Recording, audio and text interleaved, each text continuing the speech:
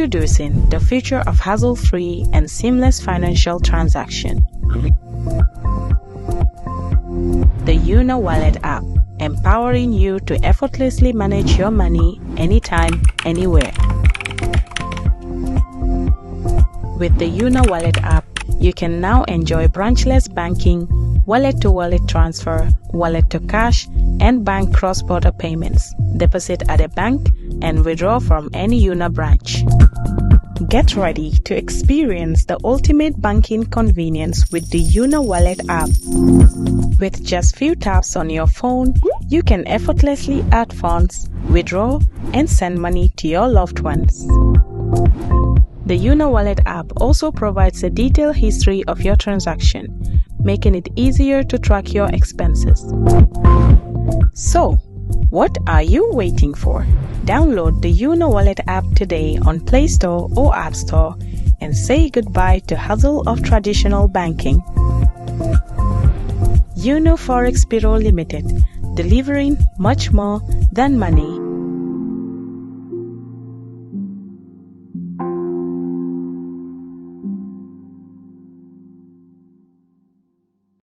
Ja Oil ñoom ñoo jiitu si wàllum jaay essence si biir réew mi te ñu def ko warugal pour kontaan loo suñu client yi borom moto yi ak driver yi seen jaaxare jeex na léegi pour am essence bu baax ak njëg bu yomba lii sax moo tax ñu amal leen banxaas fépp si biir réew mi pour essence bu baax bu set benn place rek la muy Ja Oil soo soxlae essence bu set essence bu baax gasoil wala kérosène naa la wax ne Ja Oil rek mooy jëmukaay ga doxantul rek si bépp banxaasi Ja Oil nga am si bànneex ak Ja Oil seen bànneex mooy suñ taxawaay moo tax ñu amoon leen banxaas bépp si biir réew mi nim gën a yombee pour yow ak suñ liggéeykat yu xarañ yi naa la won ne mbégte rek nga see jël pour am essence bu baax pour say machine fenn place rek la mooy sa Ja Oil ak Ja Oil bànneex kese la moo tax sax suñ station si nekk ca Costa Road ak Banjul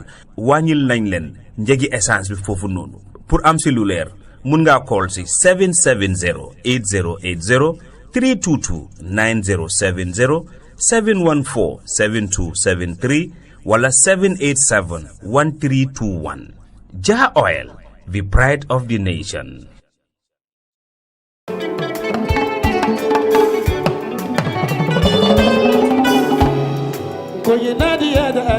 Looking for the perfect home away from home in the Gambia?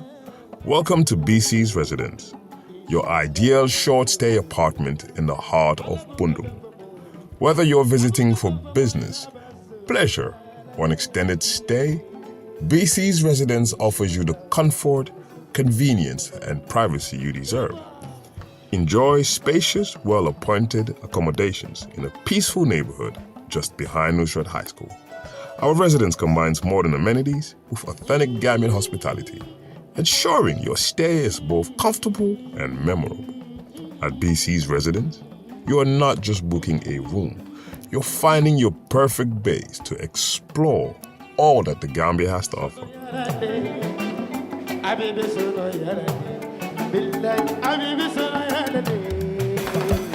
Ready to book your stay? Contact us today. +220-941414 bcsresidence@gmail.com.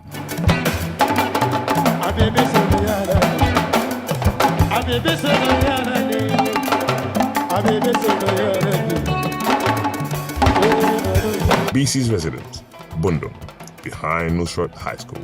Your comfort is our priority.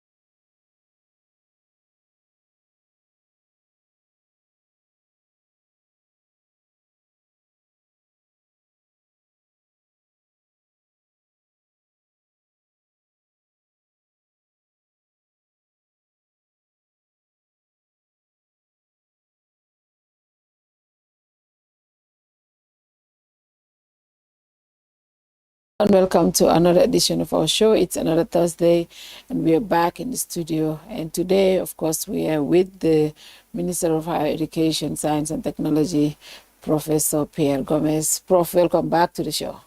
Thank you, Fatou, and thank you for having me, and Happy New Year. Happy New Year. It's been a while. We have not seen since what? The last time you came here, it was 2025, right? Yes. When there were so many issues happening at the UTG, and you came and you promised certain things, and I can acknowledge that since then we haven't had some of those issues. Before we get into 2026, can you give us an overview of what has been the major challenges of 2025 when it came to the Ministry of Higher Education, and where are we right now? Well, thank you very much, and it's good to be back, and really, to meet you and your team of technicians and TVET products that even the minister cannot do that job. So we want to say thank you to all of you and also to your viewers. And yes, 2025 was a bit challenging a little bit when it comes to certain to funding. But then at the beginning, but later we were able to overcome some of them, and yes, that helped us to do a lot in 2025, and yes, for it to be another year of delivery as we envisage. Yes, we were able to, as you must have seen, the famous Faraba Banta campus. And interesting, it was in this room in those days when students were saying that there's no water, there's no electricity, and the place wasn't ready. It was here. There was so many. It was here that I sent the message that we give rendezvous to the media houses, that and then we all go there. And it was 1 week, 2 weeks after, we all went to Faraba and we delivered. We saw the light, and we drank the water and drank the what I say term in those days as the Faraba Zamzam, and we were able to deliver Lot 1 with a School of Arts and Sciences, School of Education, School of ITC, School of Business and Public Administration, and late Dr. Badara Diouf Library, that story building and so on, and other facilities. Then 2025, we shortened, because before we got Lot 1, there were many, many years. In 2 years, we delivered Lot 2, where we now have the School of Agriculture and Environmental Sciences with 14 laboratories, moving from zero since the inception of the University of the Gambia to 14 laboratories. Lila yalla dogal. That's huge. Wow. It's huge after 25 years of existence. And then also the Faculty of Law, where they currently they come up with mechanisms technically to reject students because of lack of space and other stuff and so on. But then now we give them more space. Nobody will say we don't have the space, we don't have this. They cannot even use half of the facilities. And then also they have a moot court. You don't need now to go to our courts now. Our moot court is better than some of our official courts now. So I wish your team was there. Was there. So it you was saw amazing. it. And then now the Chancery building.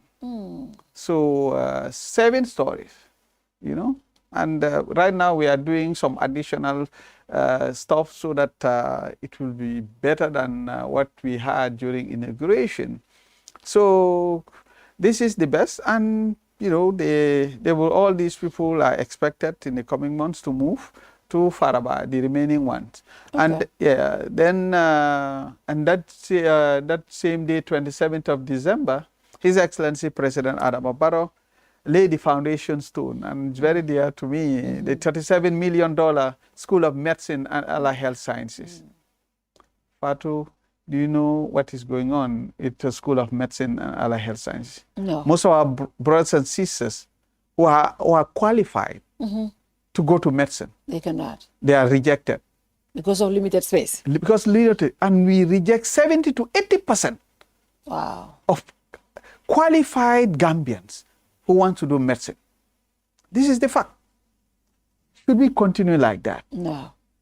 So we thought it wise to now have a better system where we'll now have a new structure, not completely different from what we have in Banjul, okay? Because they are the new Hejal with the hospital.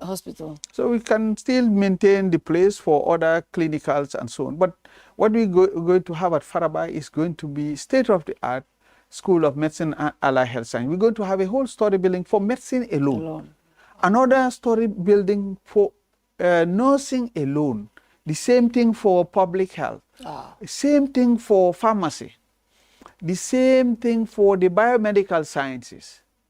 And then we're going to have also a clinic somewhere around that end also. So that that will serve the entire university community. Okay? And then also it will be used as a sort of a lab per se for those who will be studying in that regard. And so how long are we looking at this project? This is very interesting. How long are we looking at? I can tell you 2-3 years. We should be. That place is operational. Wow. That's our rendezvous with the Gambian people. Almost our projects now cannot go more than 2-3 years. It's finished. Those days where you wait for 10 years and so on, it's over. Because when that happened and we are not telling you the truth, it's you. Taxpayers, Exactly. You and I are going to pay because there will be something extra. That's what they call, the technicians will call escalation of prices. So the contractor, you are the one who gave him the contract. He will tell you what, when we signed in those days, the price was this. Now things have changed. Who is going to pay the price? It's the taxpayers. And the development partners are not going to pay. And this was not budgeted for.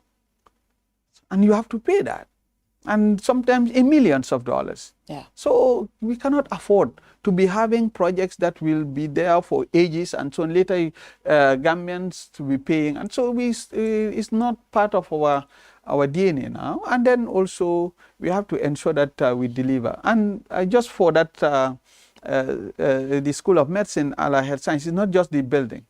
They too are going to have 16 state-of-the-art medical laboratories. 16 laboratories that they never had. Since the inception of the School of Medicine and Allied Health Sciences 25 years ago. This is what is going to happen in 2-3 years' time. But it will not stop there. You know, most of the time our brothers and sisters will have some challenges, health challenges. And sometimes we cannot solve the problem here.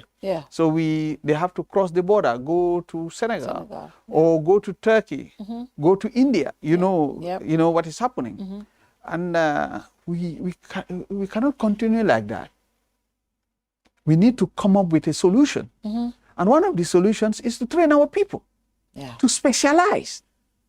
So what we're going to, as part of the package, we're going to send our lecturers, medical doctors, to top-notch medical universities on specialization in areas that we do not have here. So that when we have challenges, our own people will be around to take care of us.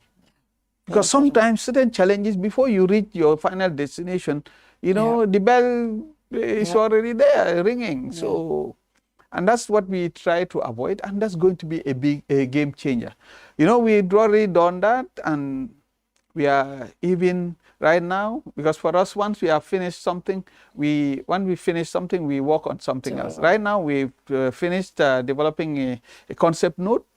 Very soon, in the coming months, we'll work on a feasibility study, because we want to have now phase 4.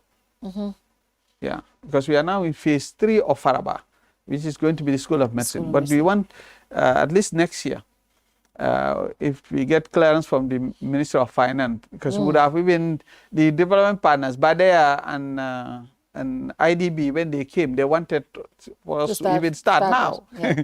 But they're so happy with us now. Okay. So, but then we are not the only one in the Gambia. So we have to allow others. So now priority is given to road construction and electricity. So that's the priority for this year. So we will give them that opportunity. But next year, God willing, now the lot 4 will be put on the table, because lot 4 is going to have also the School of Graduate Studies, and then also going to have what we call the Congress Hall or Convocation Hall. You know, right now we have a very nice place with grass and so on, very nice, but we want to have a permanent place now, going to be a big hall. Yeah. It's, you know, it's double deck, like as they normally say. And it will be Banjul to Koina, it will be the biggest. Wow. It's going to be bigger than the conference center, because it's in terms of capacity. You want it to be 2,500. So Banjul to Koina, you will not have it in this country. That will be the biggest. And it will be in Faraba? At Faraba, wow. Yes. So this is the new norm. This is the vision. This is where we are heading to. But the concept note is ready. So we will be doing the feasibility studies very soon. And this will what we'll be handing over to all those who will be coming after us, so that they can continue from where we stopped. We are a great nation. We are the Gambia. We need to believe in ourselves. It's not a crime to dream. Yeah. And all these things are now possible in this country. And together we can have a better, higher education, ecosystem, where there will be very conducive teaching and learning. So this is what we are doing. And 2025, since that was your question, that was when we now inaugurated USET campus in Brikama. In Brikama, yes. The famous USET, University of Applied Science, Engineering and Technology. This was this year that we graduated for the first time in the history of the Gambia, homegrown engineers. For 60 years, whenever we need to have engineers, they have to go outside the Gambia. We never had that opportunity to train them here. But this year, for the first time, we were able to graduate at least 2 sets. One in mechanical engineering, civil engineering, and electrical engineering. So we are now, and then also 2025, we started also the construction of new campuses and renovating the campus in Tibet Center in Basse, Julangel. It will be done ready in the coming weeks and well equipped. We are building 2 new campuses, Tibet campuses. One on it's going to be multi-purpose, going to be on construction, on welding and fabrication, on agriculture and so on, all in CRR North in Kuntaur. My Manjago people will say Kuntor, So that's what we will be doing for over there, whole campus. Even the academic block and the student dormitories are ready. We are just doing some finishing touches in other staff quarters and so on. Then the CRR South, we are also building the agribusiness Tibet Center only on agribusiness. We grew up being told about CRR being the breadbasket of this country. So let that dream now come. Let that dream manifest itself, and that's what we want to do, so that we will have technicians who will be there, and they have around that area possibilities to really practice what they learn, so that it will not be theoretical. Because also, when that center is ready, 75% of the teaching should be practical. Only 30% will be theoretical. We will not. You cannot do agriculture and just be in a classroom or in an office. You need to be on the ground. So that's what we want to do, and that's why we're doing that. So that's what 25 represents. Obviously, 2025, that was when we now launched our famous SIE fund, close to 400 million, where for the first time for the next 5 years, but we started it now disbursing with 3 windows. Window 1 with the support to the Tibet centers, both public and private, so that they can upgrade their institutions and also review their curriculum to respond to the needs and aspirations of the labor market and all those things with the industry and so on. And then also scholarships to the students in these Tibet centers, some of them so that they can, they will not use the opportunity that they don't have the funds to be able to be trained. So we give them scholarships, sometimes with stipend. Okay, so if it covers the tuitions and the balance will be given to the students as a stipend. So these are some of the things that we were doing, and then we'll also have the startups, Window 3, that's to support these students who are from the different institutions but want to start up, these youths who have a plan to start their own business, but then they don't have support. So if they have a very good proposal, then we will support that.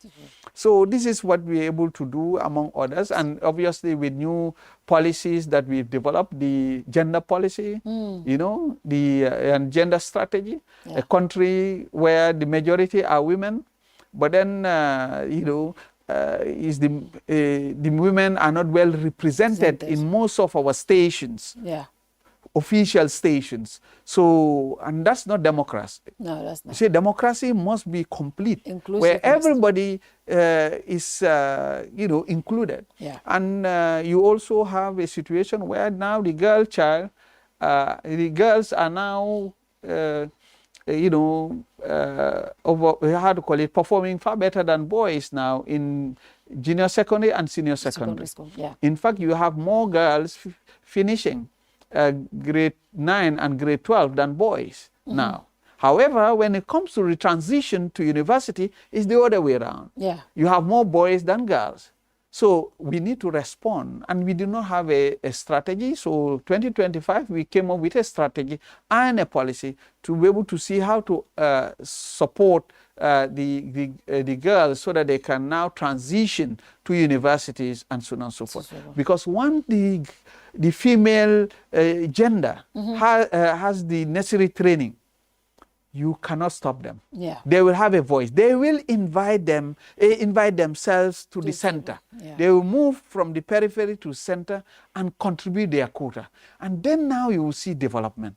But then if everybody now is distancing themselves from the center, from the decision-making you know, table, then now we will have some challenges. That's true. And most of them now, you've seen the performance, and I want to salute my colleagues at MOPSI who are doing very well now. The girl child is now doing very well. Most of the best, you know, the best performance now are from the girls. So, but then they need to come forward. They are able to demonstrate beyond reasonable doubt that they can do it. They can do it. We want them now to come, to proceed to the universities and to the sciences and prove themselves also. They be the mathematicians, the engineers, but showing the rest of the world that, you know, education is there for everybody. So these are the things that we're able to do in 2025, among others. And So it looks like 2025 has been a year of a lot of infrastructural development. Like we said, it was a lot of complaints from buses, from facilities, but it looks like that has all been addressed. You talked about also some of the centers you are building up country. Now, what is the state of higher education, access and quality in the country? Because it's important to have accessibility all over the country. What is the rate of access, but also the quality of the education in the country?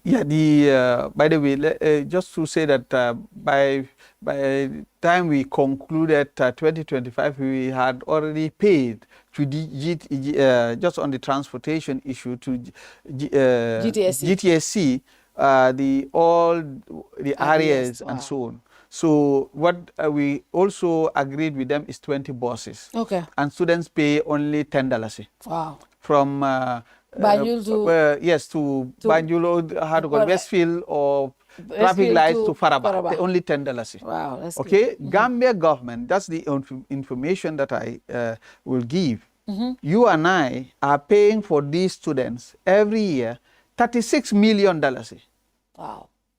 To now subsidize. When they pay their $10, government subsidize. Yes, it means government is paying $36 million for the transportation of students to Faraba. This is a lot of money. Yes, some will say, okay, then if it is, then what next and so on. That's not sustainable. But for a time being, that's what we are doing to ensure that at least we address some of these issues. So with 20 buses.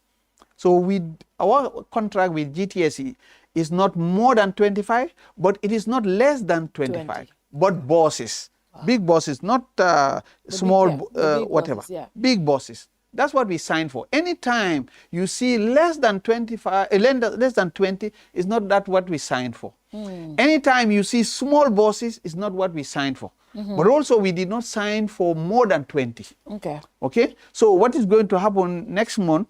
We're going to now invite the transport union and other private sector to see how they can also apply that route to Faraba. Because nothing stops anybody to do that that business also. Okay. But we will continue maintaining these 20 buses. But those who want to have more comfort and whatever, you know, maybe the private sector can come in.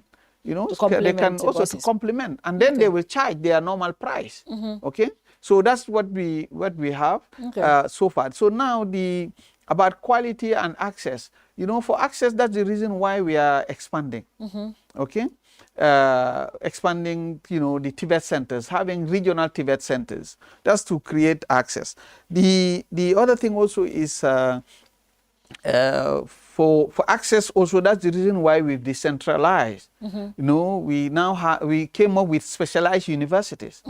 University of Education, the Gambia, formerly Gambia College, now specialized on education alone. That is to create more access because the School of Public Health, School of Nursing will now move to the University of the Gambia School of Nursing and Public Health. Later on, they will join that $37 million School of Medicine that will be built. They're going to use that also. Then now the School of Agriculture will now move to the University of the Gambia School of Agriculture. You see that school is ready and with 14 labs. They will now move to a school that have 14 labs. And then now for the first time in their life, they never had those labs. So then now, since the existence of Gambia College, they never had such labs. Now moving them now to the University of the Gambia School of Agriculture, Dr. Adesina School of Agriculture and Environmental Sciences, they will now have access for the first time to laboratories that are related to agriculture. And also environmental sciences. Then in Brikama, they will now have more space now for education and education alone. Then and there, MOHAS will intervene. So we are planning this year, God willing, with our partners to also do different things. One, to renovate the campus. Two, to build new infrastructure for the degree program just behind, but it's going to be right opposite USET. Okay, and that's where you have now their faculty building for the degree program. But also in the coming weeks, now the newly renovated and built dormitories will be functional. And then we will also build new dormitories also over there in Brikama. And then we're going to provide also some laboratory equipment and some other teaching materials and so on.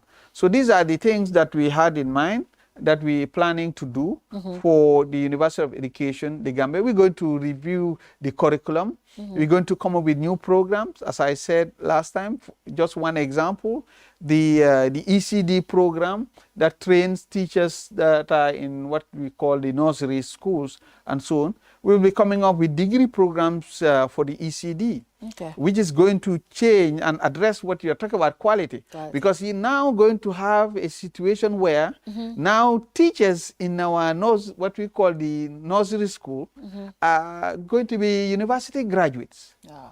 So moving from a situation where sometimes you say, okay, you haven't passed any of your subjects and so on. They say, okay, go and teach, especially the ECD and so on, because the mindset is the young ones, just let them play and so on. But they need to play and learn. Yes, sir. But if they just play but without learning, then there's a problem. But there's an art on this issue, how to now teach them. And so if you give them that training at that level, they don't have to envy those who did their degree program in other subjects. And within the system, they can all have the same promotions, okay, because they are all graduates. And nothing stops you now to continue even with the ECD program up to PhD level. So that's the agenda. That's the agenda. So you could now see, we'll be having specialists. Everybody in their own lane. Nobody will leave. Because most of the time now, what is happening, when you train people within the ECD program, that is for the nursery, at a particular time, they want to progress so that they can earn more salary and so on. So they will want to go and do a program for the PTC or the HEC, do the diploma and so on, or the degree program. When they are done, they will not come back to the ECD. They will go and teach at primary or senior secondary school. Okay, so you have lost a well-qualified, good teacher. For the nursery school. But now with this approach, you will maintain them, and they don't have to envy those who are in the other areas. But we will also come up with other disciplines like education planning. You see. We will also have on counseling, guidance and counseling and all those things. So these are things that education psychology, so that we train our people as professionals, those in the classroom and those around the classroom. These are the type of people we get. Those around the classroom, they need to understand this school management. They need to understand how to deal with students and teachers, how to manage the teachers, how to develop curriculum. We are going to now develop curriculum specialists. Here we don't train anybody in this country. Since 1965. We don't have a program in this country training curriculum specialists. So you now understand why sometimes we have problems on some other issues, because you cannot give what you don't have. Because when we are to now, okay, let's develop the curriculum, and you are not a specialist. How can you, just feel, because you went to school, doesn't make you a curriculum specialist. It's another discipline of its own.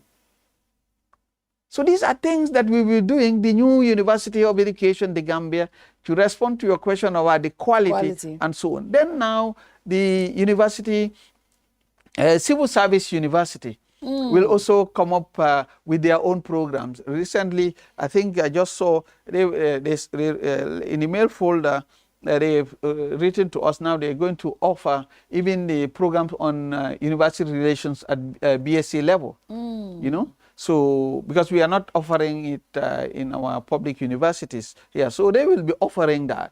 That is going to now fill a vacuum that we are not having. But they're going to now do more programs that will help our people in the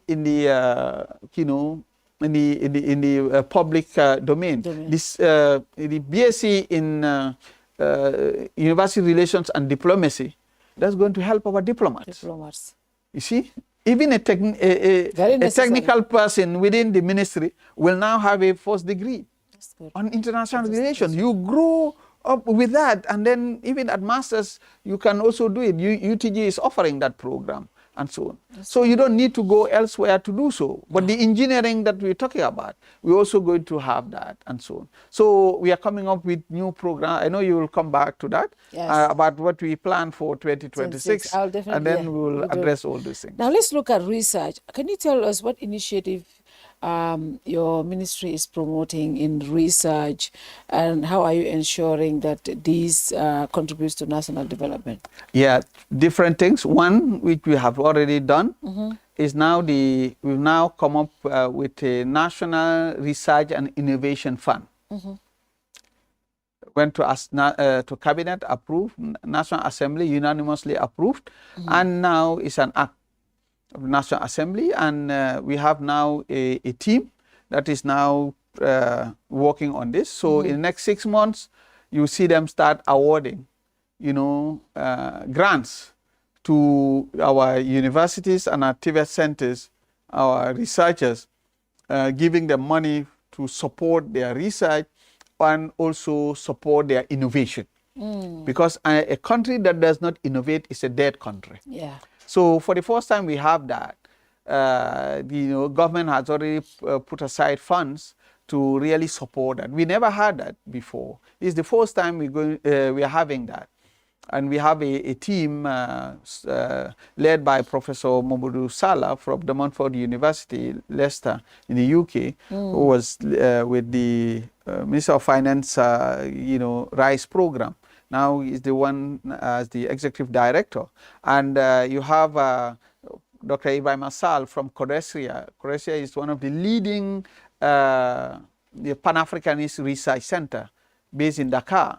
And for a long time, for many years, Dr. Ibrahim Assal, who was in Sweden, came back, worked there as a program officer and later as an executive officer, somebody who spent his entire life on research in northern part of Sweden, and also leading that that institution, is the chairman of that board. So they are now really putting systems in place. They're hiring some staff, and in the coming months, in 6 months' time, they will start really sharing the how to call it, the info for the grants and so on.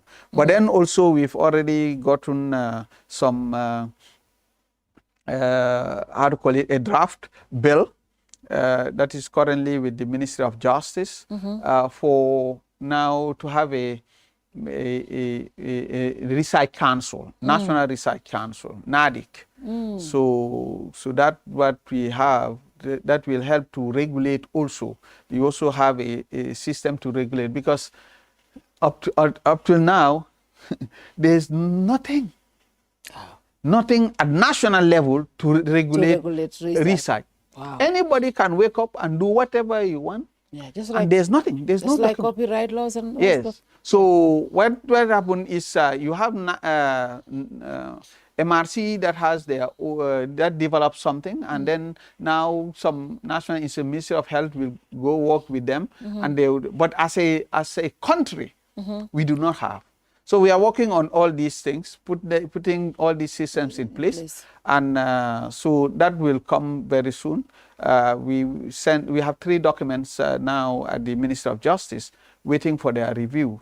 And once they give us the clearance, we will now take it to Cabinet and then later to the National Assembly. So that's what we are doing for research for the first time. That has been neglected for a while, but it's a core component of our mandate as a ministry, because we are Ministry of Higher Education, Research, Science and Technology. Unfortunately, we are just known for the higher education aspect of it. Yeah. But all these things, but based on, as your questions unfold, you will later notice that all these areas now, as we are doing something for them. Something at least, yes. In each of the areas. Yes. Now, you mentioned skills development and vocational trainings are key focuses of your ministry.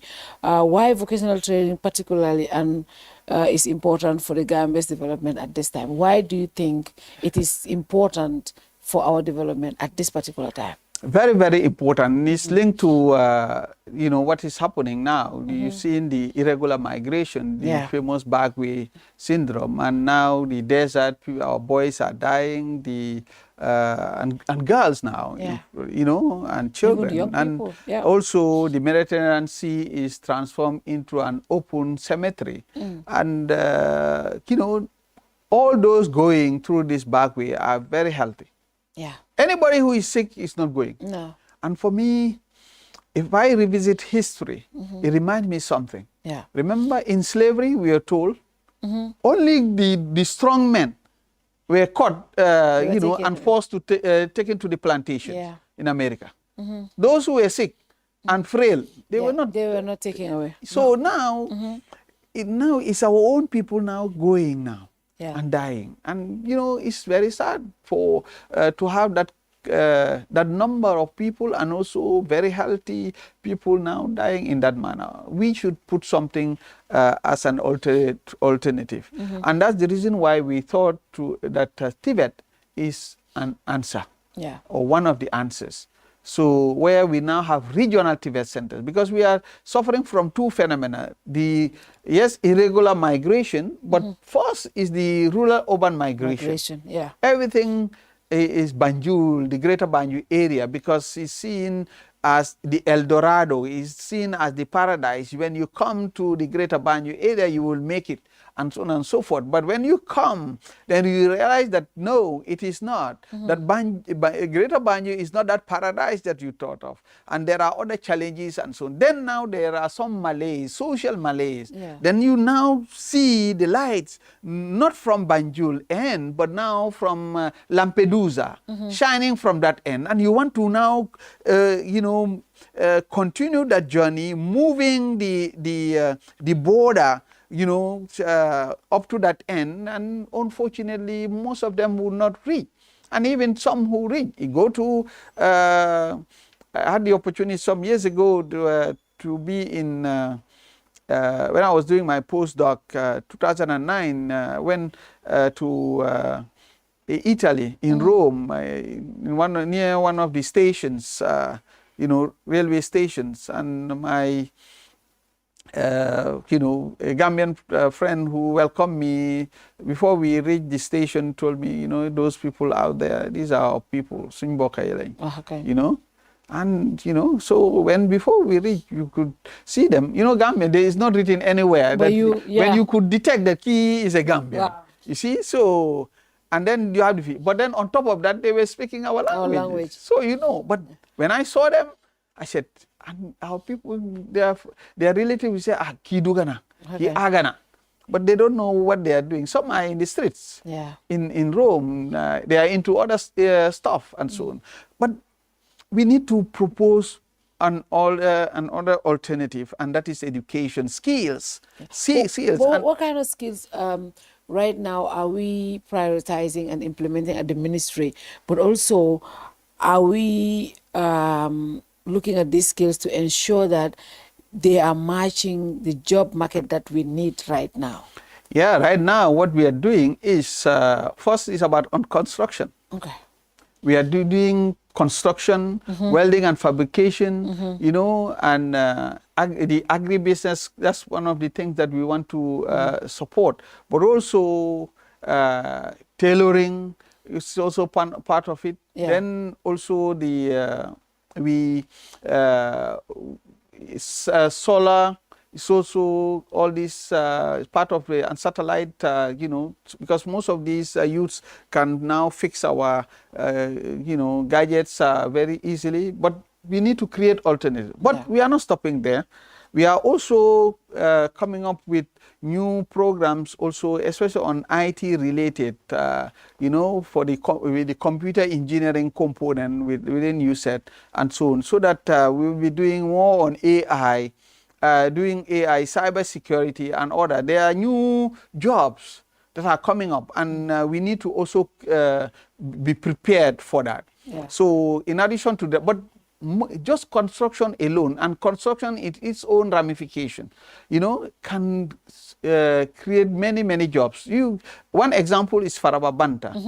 When we finish, whenever we are able to finish the construction at Faraba and everything, we would have spent nothing less than $7 billion. $7 billion on University of the Gambia alone, Faraba Banta campus. Wow. But do you know what is happening there?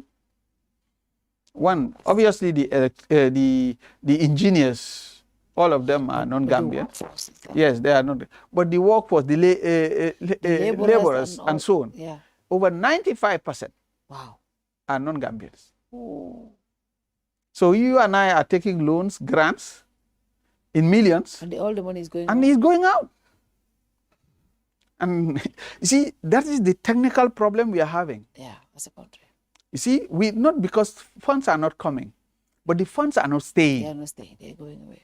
See, I always, whenever I say, I don't want to be seen to be xenophobic or against non-Gambian. I have nothing against Gambian. I studied all my university education, I did outside the Gambia. So I appreciate, but I am very convinced that there is no country in the world, developed country, that has developed without its nationals. But it is the mindset, and that brings to my next question. What do we do to change the mindset that vocational training or these kind of jobs like laboring, tailoring are part of society that can make people billionaires? Because in our society, people believe those that are not educated, so don't bo hamne dafa baña jang pass exam mo wara dem neka masong mo wara dem neka tailor. It's just the people ñoo xamne tekki wuñ, and that's not true. Unless we change that perception, new janga, new intelligent, new baña def these kind of jobs, and then people come from other countries, they come and take these jobs and take all of the income out of the country. Yeah, no, you are right, Fatou. The victim of the syndrome of the past. Yeah. For a long time we were told that these are wachara hasu, jobs and so on and so forth. And many people would tell their kids, you need to be in an office so that you can make it. It's only there that you can, but not this type of. But then there's a big mistake. Yeah. And I want to give you two examples. One, you see Mohamed Jah did some engineering programs and so on, studied those ones, and look at him now. You see? Yeah. With what he is able to do and so on and so forth. Recently, he gave us even 15 million for our new funds. But then also, one example is TAF. Yeah. TAF. He is a product of, now USET, but formerly GTTI. Yeah. TAF did carpentry. Yes. He did carpentry. Yeah. And, he was employed like any other carpenter. Yeah. And with time, he evolved to start having his own business, creating his own business to the mighty Mustafa Njai that we all know now. Yeah. But he studied carpentry. Yeah. Now he can pay the professor. Now he earns more than even the minister. Yeah. You see? And he started as a carpenter. Yeah. And he will happily tell the youth of this country. You see? So this is the problem. We need to have that conversation with our people so that we understand. So if TAF, as he rightly said, he started as a carpenter and he stopped there, GTTI, Fofula M, okay? And then the rest is able to now create his own job and then now start developing himself to be what he is. Yeah. Now having projects not only in the Gambia but in all over the world now. So it is possible. Yeah. And this is what we need to tell the Gambian people. Yeah. So what about the others who might be in auto mechanic? Yeah. Most of the time you and I will take our cars to the garage and then they will tell you buy coffee maybe for 1 week. And so, do you know why? Because of the lack of skill sets. Yeah. It takes time ñu ngeen nekk di xool whether is this one that diagnosing the problem is taking them time. But if you are well qualified within a short period, you should be able to diagnose. So your cash will not be able to take that long. And then by doing so, things will go very fast. You fix the car and you are paid. Another car comes, you get the funds and so on and so forth, get money. But because we are not getting the right skill sets, people are not coming forward and also be ready. But people, some are in a hurry. Yo mokalangulo renga buga bersa dara. So for danga harbe sering dara bine la fum nekadi. Wow. But then some they learn tutti and then now they think that they know it all and want to start their own. So but we need to have that period. That's why the Gambia government under the leadership of His Excellency President Adama Barrow mandated Mohas now to come up with some initiatives. That's why we came up some days ago with the turning tides, where that will try to help the youths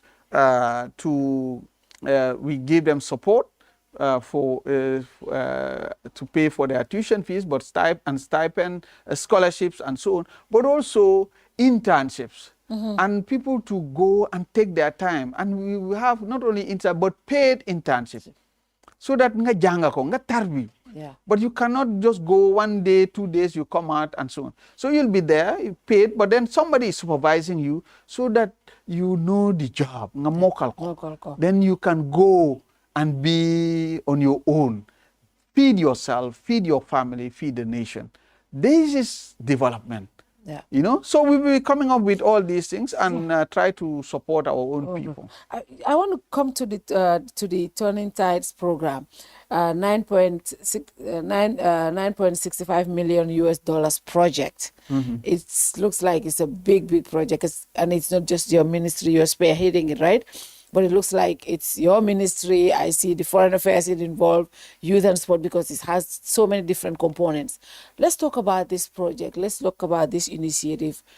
What does this mean, the Turning Tides program? Well, just to clear it here, is the Ministry of Higher Education, Research, Science and Technology that has developed the proposal and this concept and so on. And now we are selling it to development partners. But then the diplomats, technically they are under the Ministry of Foreign Affairs. So, and as a government, since we are coming up as a government, so it was the Ministry of Foreign Affairs, Ministry of Finance, the Secretary General, Head of Civil Service, coming to talk to the development partners. Telling them that this is our alternative to the Bagwe syndrome. The Gambia government has a response because the Turning Tides attempts to address different challenges. One, those who are here, we want to give them training. We do in the pay for their tuition fees and give them stipends, scholarships, and so on and so forth. But also, those want them to do internship because it is hands-on. So we want to have what we call paid internship.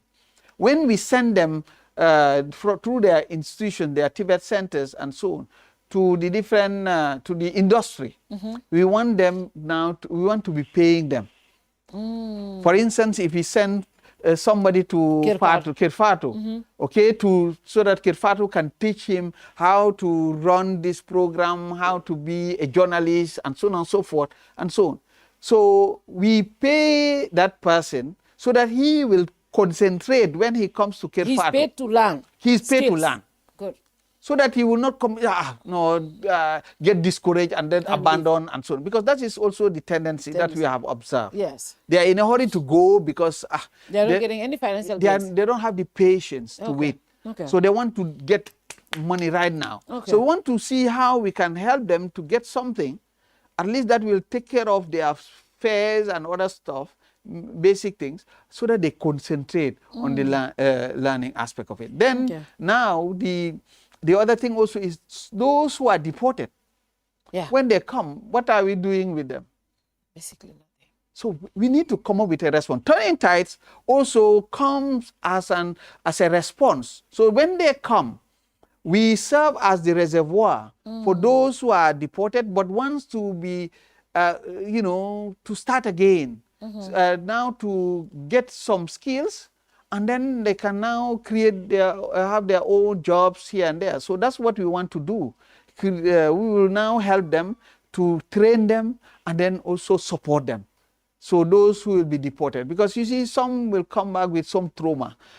Are we ready to welcome them? Where are our specialists, our technicians to welcome some of them who are deported and to ensure that they can now join the normal society and be able to come up with some responses?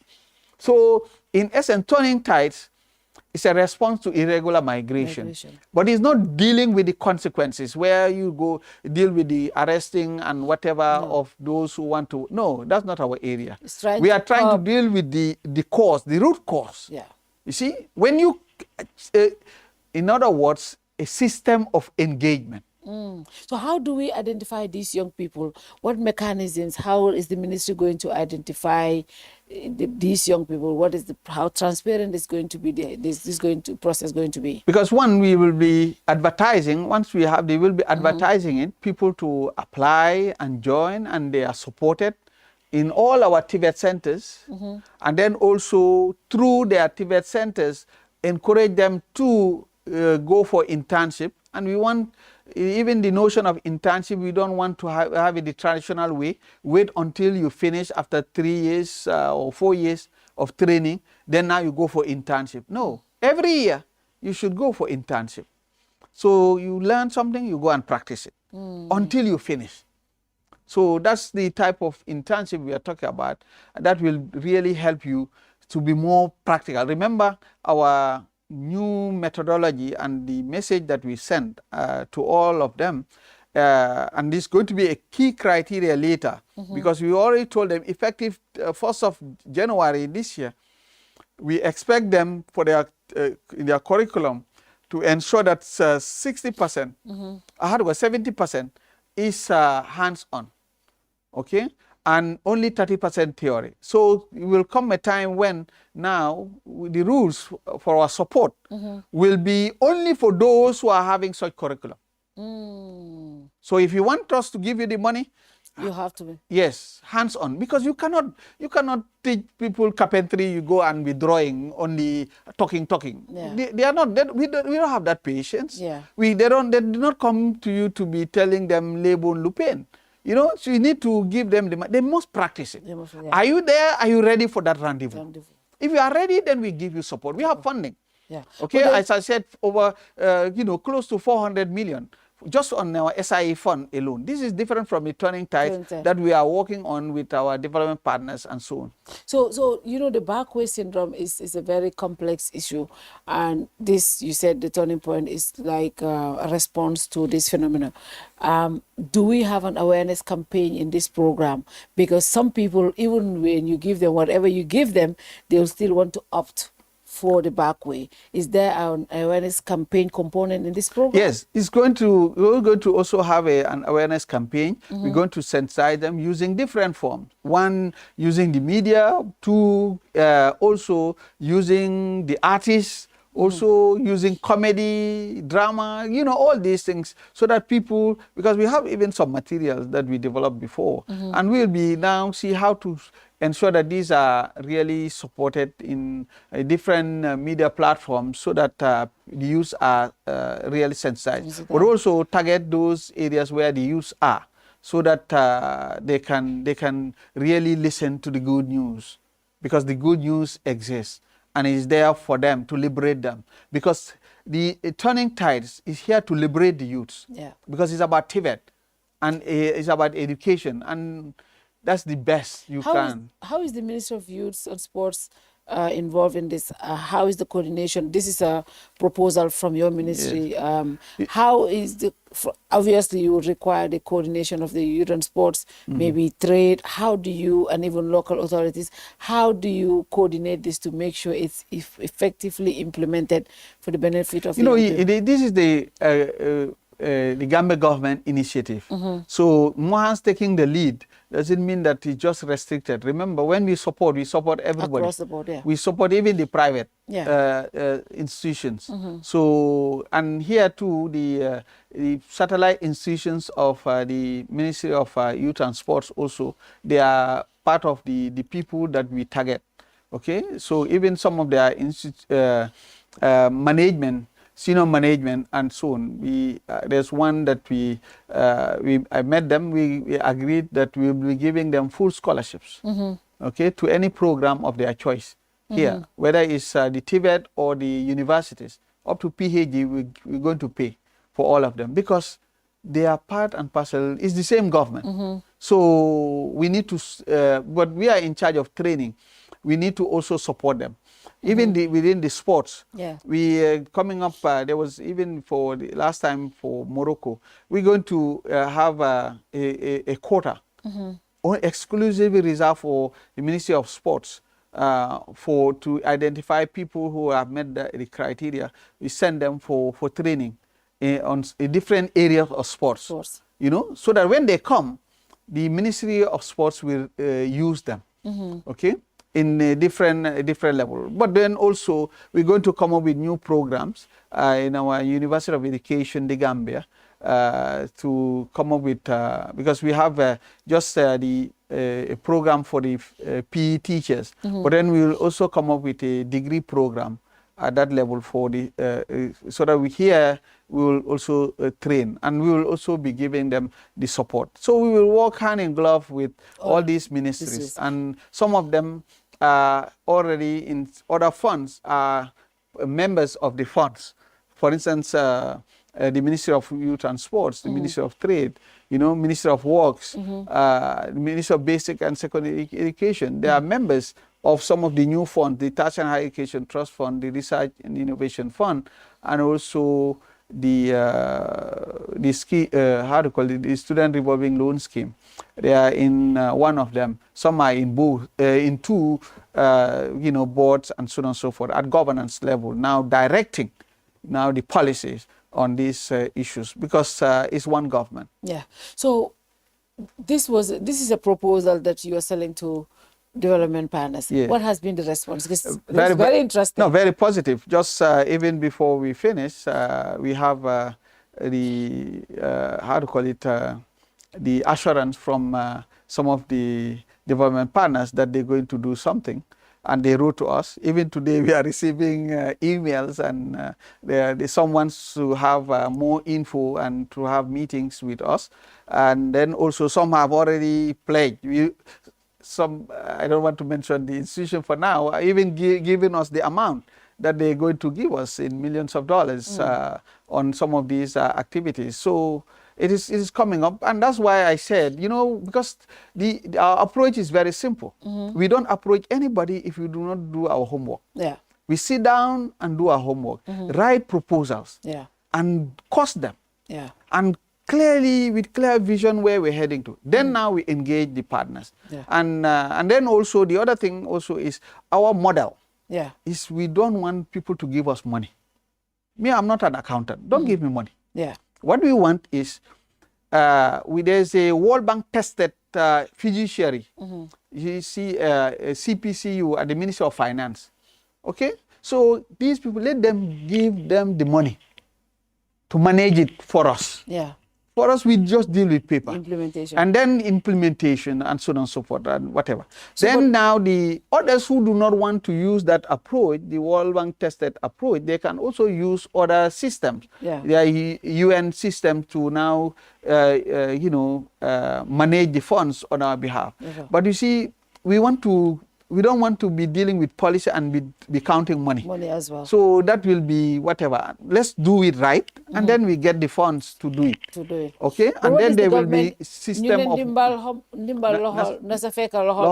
Is government putting a junk into this? Oh yes. Because this is a very interesting. Honestly, it's a very interesting proposal. That's the Gambia government has already given the clear directive on the relationship with His Excellency President Adama Barrow, and we are going ahead. And that's the reason why you saw all these ministers and also the Secretary to Cabinet and Head of Civil Service also coming to reassure our development partners and the ambassadors and so on. So we are ready to really absorb the funds through a different fiduciary system that is not under the ministry, because that's our model. Yeah, we don't want people. We want just equipment and teaching and learning materials. Don't give us money.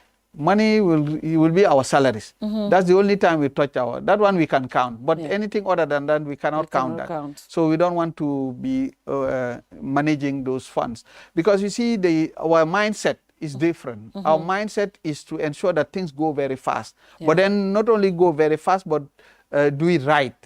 So because we want to have a system outside the ministry that will be in charge of the monitoring, management of the funds and the monitoring outside the ministry. We cannot be the judge and the jury at the same time. That will delay the process. And as you know, the youths are in a very impatient situation. So you cannot be doing everything at the same time. So if you want things to go very fast, allow others to now do that job. Then you focus on what you're supposed to do, on the policies. And that will help you to do more, and to do not only more, but things to go very fast, and then do it right. Because you will not be busy on whatever, dealing with money and so on and so forth. Now let's look at the students' loan scheme. I love this. The loan, because a lot of our, a lot of people. When I see people tell your Demolo University, is because a lot of people were so underprivileged they could not afford university education, and also because we didn't have education until the university until when 2020. So today we're looking at this loan scheme that you introduced. How does this scheme work? How does anybody have access or apply to this, and what are the criteria? Thank you very much. Yes, this is also another strategy that we use on sustainable financing of tertiary and higher education. And yes, you are right. It happened exactly the way you said it, and I have an series of experiences on those things with students. There's one girl who came. That one went to the university, 9 credits, but she was traumatized because the dad left the mom and her went to Senegal to marry a second wife. So they are here, but science student, 9 credits, But then she was so traumatized that she didn't even know that where to go to and get scholarship and so on. We were able to fix that later. But then that was before I became minister. That was when I was dean, the School of Arts and Science at the University of the Gambia.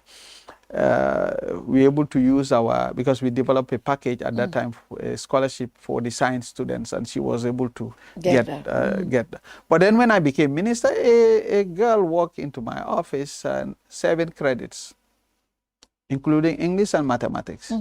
Her classmates went to UTG, but for her, she never went close to the university gate, even to say, okay, let me apply. You see, you can apply, get admission, and then later you don't get funding. That's something else. But this one did not even attempt to apply. Why? Because her mom, who is selling peanuts in the streets, told her, Bulko James, because man muno makofe. Nyata la 36,000, man fan la ko jele gerte la de jai fini. So man duma ko muna li buko try. So the girl did not try. Also, and came and faced me, and they said, Minister of Higher Education, and you are there to give. I had to be just. You're supposed to be fair to the Gambian people. You're supposed to serve everybody, and the Republic also should embrace all her citizens. Here is this girl, 7 credits, 5, including English and mathematics. Our classmates went to UTG, those who passed, some even who have 5 credits. She had 7, but she could not go, and so on. It was very painful for me. But then we thought it wise that, the scholarships might not be enough, because what is happening, more than half of the UTG students are under Gambia government scholarship through MOHAS, through MOPSI, through other government agencies. If you look at it, more than half, more than 50% are all under Gambia government scholarship. That's what the data says. That's good. So, but then what to do now with the other half? Okay, who is going to pay for them? Some don't have it. So it's difficult. So we thought it wise now, in addition to this scholarship, we need to come up with the student revolving loan scheme. So that one also went to cabinet and approved, and National Assembly unanimously approved, and now it's an act of parliament, and we're lucky to have Dr. Sambaba from Ohio University, who studied higher education, in fact. And his thesis was also on supporting how to support students and on these issues and so on. So in his area, he's in his area and so on and so forth. So we appointed him as the executive director, and then to the president, and also the Dr. Ernest Obi as the chairman of that board. And so they too, in next 6 months, in the summer, for next academic year, they will also start the disbursement of the first ever student revolving loan scheme, allowing now youths of this land, this great nation, to sit in their own backyards to receive support from the Republic. To just say, we give you these funds so that you can concentrate on your education. When you complete, we will also allow you to work, give you 1 month grace, 1 year. That's maybe what I'm saying. The repayment scale. Yes, they will 1 year, maybe grace period. So that then later after 1 year, you start paying. So they will now develop instruments. That's what I'm saying. What are the instruments of making sure, because again, these are taxpayer money. We want to help, we want to support students, but we also want to make sure that the money that is being revolved around is there when another student needs it, so that it doesn't become another project that will fail. What are the repayment criteria? Do we have a collateral scheme? What do we do? Because, in other countries, you can garnish somebody's check. In America, if you don't pay your student loan, they will garnish your check at some point, right? Yeah. But we don't have those mechanisms here. How do we ensure that at the time, stipulated time period that this person is supposed to pay, they are paying? If they are not paying, what are the consequences? Thank you very much, Fatou. I think I will have to ask the Ministry of Public Service to give you my next month's salary for really saying it better than I can do. So, and I hope at that time when we start disbursing, people will now reflect on what you just said. So people have to be ready and exactly what you said before coming forward. Because this money is taxpayers' money. It's the money of the girl child or who would have wanted to be supported to do whatever. Our brothers and sisters elsewhere, maybe who wanted to buy some medicine and so on and so forth. But then maybe it is not enough. We cut part of it and give it to us so that we in return now support those who will be benefiting from the student revolving scheme. Therefore, as you rightly said, the best thing to do is to be honorable after they are given, for them to comfort, because this one butut will not be forgiven from anybody. One butut. Systems will clear criteria will be put in place and you must sign all these requirements that we're going to put. The collaterals that are very clear ones. If you are not ready, you cannot get the funds. In other words, the funds will not be anybody walking along Kairaba Avenue. You say, let me just turn and go and enter, and they give me. You learn more large localism. It's not because you need it, but you also need to give this republic the guarantee that once it is given to you, you will be able to pay back. And it's in different forms because all your details will be captured. You need to come forward for all your details to be taken, so that when we are starting in this land, whenever you start work, the system to pick it up. Yes, and then now it will be also your responsibility. It will be in the among the criteria that you inform your employer. When you get job, once you are just give you it is you, the beneficiary, also to inform your employer that you're supposed to pay this. Because what we're trying to do is there are different options. Maybe you will be deducting it from source, from your employer, because you need to inform, and all these things will be put in place, and people have to sign for that. And so is it going to require for somebody to bring Katie Kerr or something? It's not only that. That will not be enough. Would it require that? Yes, it can require that, but that will not. Because if not, how many of us will be able to put your title deeds to be able to access it? Yes, but I'm saying it's one-off. One-off. But it will not. But it will be a very comprehensive one. That's why I'm saying even that one will not be enough.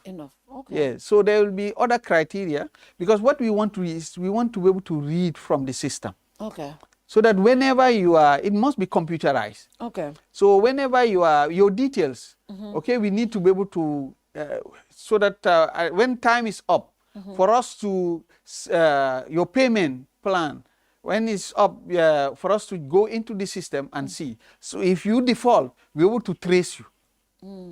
So that's why the details that will help us to trace you, all those, we'll have to get it within the system. And computerized. Okay. So we're going to have a system that will help, because the application will not be, you go and write a paper, you come and drop. That will not, unless and until we have that system, we will not start. What happens if the person after 1 year is not unable to get employment? What happens? No, you cannot, you'll get job. You must find a job. You see, those days where you get our funds, and then now you go and sit down and drinking attire, say, no, that will not happen. Danga uti ligay. So how many danga har ñu jola ligay? Don't take our funds, because this is taxpayers' money. Yeah. You sign with the Republic on behalf of the Gambian people that they will fund your training. Then when you are done, they give you 1 year grace period. So fair no problem. But after 1 year, you have to start paying. And it's just small amount. You're not going to feel it that much. But it's just the gesture. Yeah. So that you give back, and that small thing put together can help, pay for your younger ones coming after, so that they too can benefit. So it becomes a revolving loan scheme. Obviously, the benefits, people will not feel it now during my time as minister. It's later that people will, because, many now will be paying en masse and so on. But the first 4 years, nobody will pay. What is the budget line for this loan scheme? When are we looking at having this implemented? Is it this year or next year? This year. All these funds are to be implemented now. Staff are being appointed now. They are in the process of appointing. Okay. They have appointed some. They are still. How much are we looking at for disbursing this year? No, do we have an idea? They haven't decided now, because first they have to finalize their recruitment process, and then now, based on what they have from government, they can come up with a projection and to see this is what is expected based on the criteria done. Then also remember, all of them are expected to go for resource mobilization. That's the mandate given to all the executive directors, not to depend on government alone, on taxpayers. They need to engage other partners, bring to complement whatever government is giving them. This is the new norm. You sitting down to just depend on government will not solve the problem, because what government is going to give you will not be enough. And many people are out there waiting, looking for opportunities. So you cannot just support 10, 20 people and then you stop there. Yeah. That was not the raison d'etre of the fund. The fund. And I mean, the critics will say, I mean, government projects most likely are politicized. People, the transparency in selecting who has access to these loans. Yeah. You are one minister that nobody says anything around you when it comes to stuff like that. But you are not the one overseeing these things. How are you going to ensure transparency and fairness in making sure students have access to these loans? Yeah, because you see the way it is done. By the way, you've seen even the appointees, the executive directors, unanimous, approval, because people have noticed that they have the competence, they have the integrity, and even also their chairperson, So those people, if they don't give you, they will not take from you. Take the TED fund, Tertiary Higher Education Trust Fund. Mohamed Jah, already he decided to give us 15 million. Somebody who is offering you 15 million, he will not have time for whatever and so on. So, but then they all of them will be geared towards, working towards getting more support in addition to what government has given them. But they will also put systems in place because they are the one. Remember, most of the people that we are in the boards are not from government. Yes. They are from the private sector. I see that. That's the approach. And I see that you're also bringing a lot of people, intellectuals, a lot of... we are academics. For us, whatever we do must be tested. Whatever I say, even though I'm the minister, it's not the Quran, neither the Bible. So it's subject to scrutiny. So to do that, you need to get people who have the credibility, the integrity, so that they will be there to do the job. And knowing very well that, I will not be here for eternity. And I'm here for a particular period and I'll go. Somebody else will come. So you need to, when you are working, don't work for yourself. Work for the greater good. And I always say, as enshrined in our national anthem, the common good. It's a core value. That's what we represent as Gambians. So we need to ensure that we serve and let the people feel that yes, we are making efforts. Yes, they are human beings. Sometimes they will know that we made mistakes. So they will, sometimes you chow new duty, and you need to accept that also. That you are not perfect. Sometimes we make mistakes, and people will be there. They will come for you, and you understand that you made mistake, but then also rectify and move on. And then later they will say, well, guy, they did not have it 100%. But trying. I'm at least more than 50%. Then whoever comes after you will continue from where you stop. But you cannot be there and they ask you, what have you done for the Gambia? You've gone to the office the whole day, 4 o'clock. What have you done? You cannot show it. And then the whole week, the whole 1 month. End of month, you receive your salary. You take it to your house, to your family, knowing very well that you did not earn it. Because you did not work for the Gambia. So what we want is to have a situation where everybody, wherever you are, the salary that you receive, you earn it. Because the back of yourself, you now see that, yes, you have done your best. You've given your best to this country. Yes, you might not be able to get it the way others would have wanted it, but you've tried. And people, guy didn't understand. Try. But then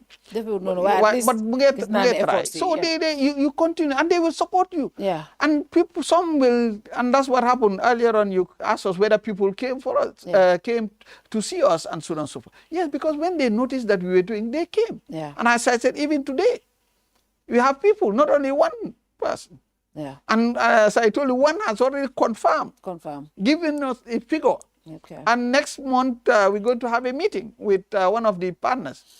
First week, end of first week of February. I can even give you that date. You see? And we know what we're going to get after. So, and because that trust is there. Some will tell you, they will not hide it. They know that the credibility is there. The integrity is there. So, and as I said, as the model that we have, that the fiduciary is not housed at Mohas. We don't deal with money. And we don't want people, even though we are, what we are doing, needs money, but we don't want to people to give us the money to keep it and manage the funds. We want another entity outside Mohas to manage funds. So 2026 January we're in. Apart from the turning tides and the student loan scheme, what are the priorities for the ministry for 2026? In addition to turning tides, you also have USET Phase 2. Phase 2. We've already delivered with 3 engineering programs: mechanical engineering, civil engineering, and electrical electronic engineering. We need to also come up with other engineering programs. Gambians in their own backyards to also get quality training in other disciplines in engineering. For instance, computer engineering, and it's all ramification, AI, cybersecurity and other technology related, and so on and so forth. We also want to have also other degree program on architecture and design, at that level, and we'll be coming up with master's degree programs also this year in engineering programs and so on. Some of the programs that we mentioned already, we're going to have some of the programs, but new degree programs, as I stated earlier on. There's also, we're going to now start the construction, try to get support for the construction of the other, faculties of the engineering program, what we call USET Phase 2. Within USET also, God willing, this year we're going to construct the Tibet Center on aquaculture and fisheries for the first time in Tujareng. We will also start adjusting what we have, the Tibet Center in Ndemban, and now bring new programs more on agribusiness also in Ndemban. That is going to happen in this 2026. 2026 also, as I said, we'll see University of Education, the Gambia, formerly Gambia College, will start its metamorphosis. It start changing. The transformation will be real. The process will start this 2026 with the renovation and also with the building of new structures. We're also going to build even a high school there within the University of Education. So that will serve also as their lab, teaching. You are taught how to teach before being sent to other schools. The university itself has its own schools. The practice is there because students will be coming also from the neighborhood to attend those schools and so on. And as you know, this will be quality education because those who are teaching there, they are also being monitored. So you will see that that will be the best. And that will address quality. This would also deliver this year the 2 Tibet centers I talked about in CRR. They will be ready, CRR North and CRR South. All those centers will be ready. The renovation will be ready, and the equipment also for Julangel in CRR this year also will be ready with new programs also offered out there. And then also this year also will be having supporting more startups also for the youths in this country who have those some programs and they need to be supported and so on. And we will continue this year also with the other support that we are giving to all Tibet centers from our close to $400 million that we have, and we will be supporting all of them because that one is for the next 5 years. But we will also bring more equipment to Gambia College, formerly Gambia College, now University of Education, the Gambia. But 2026 also, and I know the UTG students, they're seeing more infrastructure and so on. We are talking about the bus issue. God willing, 2026, we will start the construction of the dormitories, student dormitories at Faraba. That is a promise of the Gambia government, and that's the good news that I want to share with the students and the community. They'll be patient with us. I know the bosses that we give them is not enough, but we will also engage the private sector so that they will also be providing more support. And but the construction of the dormitories at Faraba Banta will happen this year. That one is very clear, and very soon you will hear from us on this. So there are many things that are coming, but then the 2026 is the year when we want to also start. In the coming weeks, you will see we're going to advertise to get a farm to develop our HEMIS, the Higher Education Management Information System. For the first time in the history of the Gambia, we want at any given time Fatou to ask for data, 1 minute, for us to now give you the info and accurate data. We don't have to go around to say, wait for us. And so right now, for instance, we get info from different people and asking for data, but we do not have, everything is manual. So it's difficult also to provide all that. So, but when we have because the system also will do the analysis, can give you data percentages and so on. And with that helps you to do a proper projection, because you have now accurate data. Okay? And you will be able to know what is going to be the situation in next 5 years, in next 10 years, because you would have seen the trend and so on and so forth, and do a proper simulation and so on. You cannot do a good simulation if you don't have good data. Good data. And then also getting it in a timely manner. So all our development partners and other stakeholders who would want right data at that time, we will be able to do that. And wherever we are, it's just a matter of going into the system and it provides it for you. And then that will help us also from Mohas to have a dashboard now to see what is going on in all our Tibet centers. We will be able to read into their system. Because they will an API that will connect to whatever they will be doing. So these are some of the things that we want to have with our HEMIS, and very comprehensive. The one that we're going to have is going to be different from what exists in the sub-region.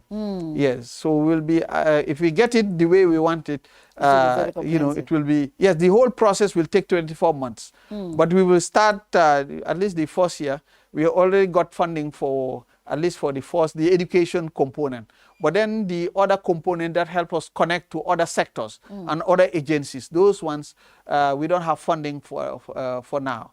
But the one for the education component, we have that. But we're going to roll out the entire component. And the entire HEMIS. We're going to have the gender policy and strategy, as I stated. Also, we're going to come up with our our Tibet centers, the Tertiary and Higher Education Trust Fund, that is the TED Fund, now to be supporting. Universities now and Tibet centers will sit down and write proposals and submit to the TED Fund. That is the one headed by Dr. Jojondur Tambedu, who was with the private sector and then decided to come on board. And then the chairman is Mohamed Jah.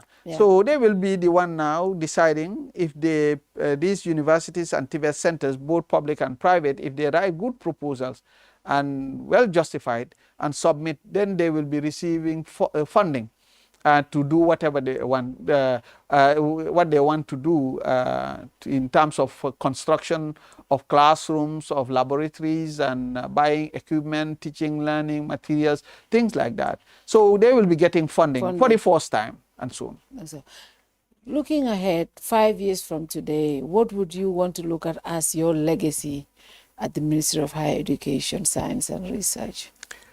Well, it's difficult to say, but what I would have, in 5 years' time, I would want to say he came, he saw, and he delivered to the best of his ability for the interest of the common good. If I can be remembered for that, that will be great. But beyond that also is to ensure that we put systems in place, the structures in place. The 5 years' time, the Faraba Banta campus, as we envisage it to be completed with all the other, even the lot 4 to be done. and 5 years to come for the University of Education, the Gambia, you know, to also have these programs that I talked about and the structures to emerge. And for people now to enjoy, like some of us, when we were doing our university education elsewhere, you know, we will stay in the library up to 7, 8 p.m. And so on and so forth, because you are enjoying that moment, because that you know. You can also stay on campus for a whole 1 month without going out, because everything is on campus. You don't need to go out and so on and so forth, because apart from studies and so on, eating and whatever, everything is there. So you don't need to go out to do other stuff. So this is what we want to see. And if our brothers and sisters can also have that experience that we had, it will be great. And that's the reason why higher education is a passion for us. You see, that's the only job that we've been doing. You know, I did not work anywhere else apart from within tertiary and higher education. So that's the only thing I know. And it's a passion, and I want to deliver. And I want, when I'm done, when I'm to go, for people to really understand and that yes, at the end of the day, we did our best. You did your best. And then we were able to deliver and to the best of our ability. And we were able to change the higher education ecosystem. Finally, to the young Gambian out there, the platform has been set. You can now have access to education through a loan scheme or through merits when you can get scholarships from government. You have access to labs in a new university. You have access to transportation to this university. The sky, we are looking forward to be the limit for the young Gambian. What should the young Gambian take advantage of today for our education? We want the young Gambian to start experiencing the possibility, whether we don't have anything above the sky, so that the sky will end up not being the limit. You see? But on a more serious note, we want to tell the youths to take ownership of what they have, to also make good use of the opportunities that they have. Education liberates the individual. As I always quote Albert Einstein, that education is what will remain when everything is no more. You see? Liggéey moo mun a doxal réew ci kanam, but liggéey boo xam ne dafa tegu ci xam-xam. Xam-xam moo yore réew. You see, all these countries, look at the Israel, small country like Israel, but how strong it is, based on education, based on science, strong mastery of science, to even defend themselves, you know, to be able to portray themselves in different areas and so on. So this is what we are looking for, a situation where our youths also will embrace education and will be able to get the necessary skill sets through our universities, our TVET centers, so that they can feed themselves and feed their family, feed the nation. Need more mold, di talal loxo all the time, di wax mayma. Suma papa, suma yaay jox ma, suma brother, suma sister mu nga Europe, xam nga mu nga Babylon, you know, dina ma send and so on and so forth. Babylon, like the late Dr. Sayatal used to say, Babylon was built by Babylonians. And he used to tell the students, Basse before Babylon. So Basse before Babylon is Gambia before outside. What can you do to acquire the skill sets? I am saying, I know I might shock people. I'm not against people going outside, going to Europe or America. Either, I am not. Anybody who can go, you can go. However, my position is go with skill sets. And I always tease people, I said, have you ever seen a nurse or a doctor that have been deported? I'm yet to see that. No, they need them. They need their skills. When you get the skills, they will not. Even if you don't have they will facilitate for you to regularize your status. So that is the issue. If you're a good plumber, a good electrician, a good engineer, and so on and so forth, they will allow you to stay. Right now, outside and so on, doing such jobs. So if you are ready to do those jobs, they will keep you there. Yeah. So that's the reason. If you take Europe, they try to get those from East Europe to come to the EU end and also really work for them to complement whatever, because they have skill gaps. So this is what I'm encouraging our youths. Let us, I know, yes, we have to dream of a new world, of a Babylon, of an El Dorado, a new paradise. But then let's get it right. Yeah. Let's get the skill set. Let's get training. And once you get the training, you will be able to now have a voice. But then you will be able to articulate your case. You will be able to champion your cause. You'll be able to now help yourself and help your family. But then a system where everybody depends on one person within the family. That is underdevelopment. Yeah. We are underdeveloped because of that system, where a good number of people want to sit down and depend on one person. But a situation where everybody is busy, no matter what. Yeah. So you take small, and then now your brother, your sister will give you something, then that will make sense. Yeah. That will help you to do more. But depending only on what your brother or sister will be giving you, lolu jamut kir. So the call is a national call. It's a call of the Republic. The nation is calling. This country called the Gambia needs laborers. That's the call for the Republic. We are all laborers of the Republic. We need to come forward and serve this country. We need to contribute. At the end of the day, we need to ask ourselves, what have we done for the Gambia? Yeah. We want the Gambia to be a developed country. But what is our contribution? What have we done? What have we put on the table? All of us need to ask that question. And for the youths, for me, the first contribution is skills acquisition. You cannot give what you don't have. Yeah. If you don't have the skill set, it's going to be difficult for you to get certain jobs. It's like a computer, garbage in, garbage out. Yeah. So let's put efforts, let's sacrifice to get the training and get the opportunities, and then now we can get some jobs, and that will help us now to feed ourselves and feed others and help others. Yeah. Gambian helping his fellow Gambian. So this is what can be done, but then it cannot happen if we do not accept to now work. And by the way, there was education system is done in such a way that you have those who go through the general education stream, but also you have the Tibet stream. Yeah. And through our Tibet centers, we also have those who do not go to even the Tibet centers, where they were, they have the skill. They started as apprentices and so on and so forth, get skill sets.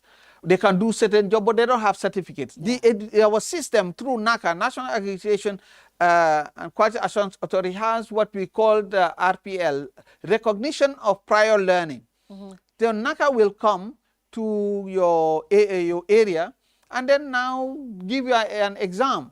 You need to just apply for that, give you an exam. If you pass, they give you a certificate. Yeah. You now have a certificate like somebody who went to a Tibet center and learned it, because you were able to do it. The only difference is you do not have the certificate. So now the system gives you the opportunity to have that certificate. You can be examined based on the different levels and so on and so forth until you are tired. But you have all these possibilities and so on. Recognition of prior learning is out there for those who did not go to school, but they can fix our cars. They are good carpenters, good whatever and so on and so forth, tailors and so on. You can be examined by NACA and then also get certificates. So it's an inclusive system where everybody has his share. Nobody is left behind. So these are things that we have for the Gambia, and with that, all of us doing our efforts, the Gambia will tañato. Gambia will tañato. Thank you very much, Prof. It's always interesting to have you and just look at what the ministry is doing.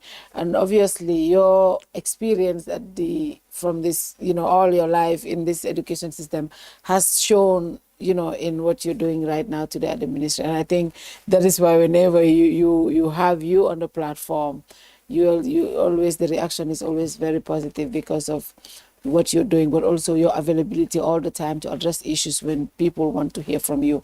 Thank you very much for always honoring our invitation, and we're happy to have you again. It will not be fair if I don't also recognize your contribution. Of course. As I said, when you were talking about Faraba, the move to Faraba, it was from here that I sent the signal. Yes. And then we all went to Faraba. Went so Kerr Fatou has been very, very supportive of the programs, and whenever we are called, we are also ready. Yeah. So we want to, and you always give it free of charge. We don't pay a butu. Now we'll start sending bills. Yes, I know. But I just want to appreciate, because you see, you have the opportunity for us to pay and do other stuff, but then you did not ask us, and we all come, and on behalf of the Republic, doing that, we want to thank you, and we want to wish you all the best, and thank also your team. That's why I always say, all your technicians around. This is TVET also. Yeah. I'm a professor, but I did not study this. Yeah. You asked me to do this, I will not do it. So, but you see, and they are needed. Without them, this thing will not happen. No. This interview will not have taken place. So you see the importance. Everybody, there are different possibilities. And we need to celebrate this. And I want to use this opportunity to thank you for all the efforts that you are making, and wish you all the best and more opportunities to come, and for your media house, and more partners also to support. And may the manners also come down from heaven and support all your different initiatives. Thank you so much. Wish you all the best. Thank you so much, Prof. It's always interesting to have you on the show, and always for the support. We appreciate it. It's always a pleasure to always, my team knows that when it's higher education, they don't even have to ask. They're just scheduling it because, you guys have been good partners, obviously, but again, what you're doing is for the interest of the nation. When you educate one person, you're educating a whole society. And I think that's why this sector is very important. And it's always interesting to have you come talk to people and tell us what you're doing. And these are very, very interesting programs. I hope, especially the Turning Tides is going to be interesting, especially with what is happening with migration and all of right now. This is going to be very interesting. Hopefully it will help curb the phenomena, and young Gambians can take advantage of it. Thank you very much, Prof. It's always interesting to have you. And to you all watching, somebody said the best minister in this administration. We're always proud of you. You see, this is always the reaction. Thank you very much. Thank you. Thank you. And to you all watching, good night to you all. See you next week with another guest. Good night. Thank you. Thank you.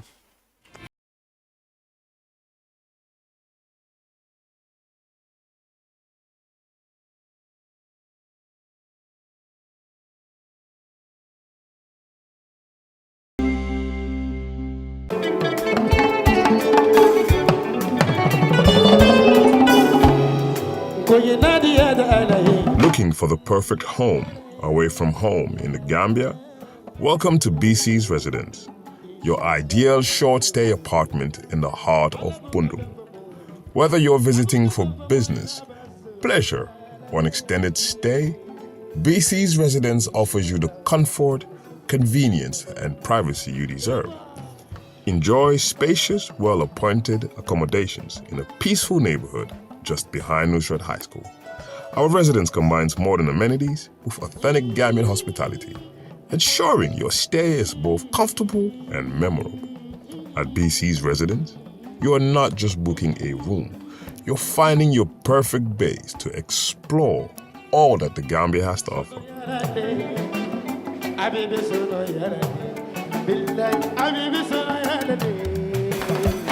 Ready to book your stay? Contact us today. +220-941414. BC's Residence at gmail.com.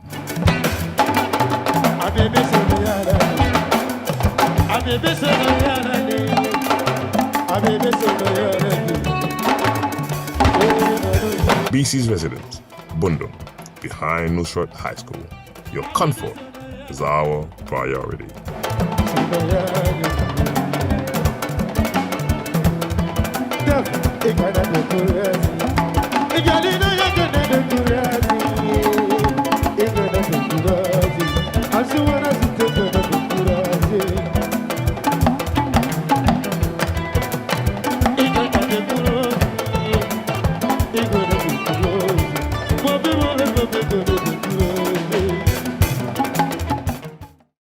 Ja Oil ñoom ñoo jiitu si wàllum jaay essence si biir réew mi te ñu def ko warugal pour kontaan loo suñu client yi boroom moto yi ak driver yi seen jaaxare jeex na léegi pour am essence bu baax ak njëg bu yomba lii sax moo tax ñu amal leen banxaas fépp si biir réew mi pour essence bu baax bu set benn place rek la muy Ja Oil soo soxlae essence bu set essence bu baax gasoil wala kérosine naa la wax ne Ja Oil rek mooy jëmukaay ga doxantul rek si bépp banxaasi Ja Oil nga am si bànneex ak Ja Oil seen bànneex mooy suñ taxawaay moo tax ñu amal leen banxaas bépp si biir réew mi nim gën a yombee pour yow ak suñ liggéeykat yu xarañ yi naa la won ne mbégte rek nga see jël pour am essence bu baax pour say machine fenn place rek la mooy sa Ja Oil ak Ja Oil bànneex kese la moo tax sax suñ station si nekk ca Costa Road ak Banjul wàññil nañ leen njëgi essence bi foofu noonu pour am si lu leer mun ngaa call si 770 8080 322 9070 714 7273 wala 787 1321 Ja Oil, the pride of the nation.